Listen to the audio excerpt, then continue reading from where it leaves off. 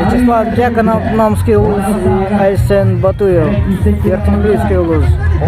Синего угла, Весон к нам сидит. Оба в первом круге проиграли, поэтому это очень решающая для них встреча. Кто проиграет, станет, займет 10-е место.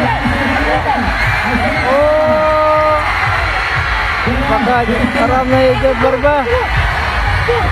Да, со счетом 1-0 Вячеслав Дьяконов. Вторая встреча.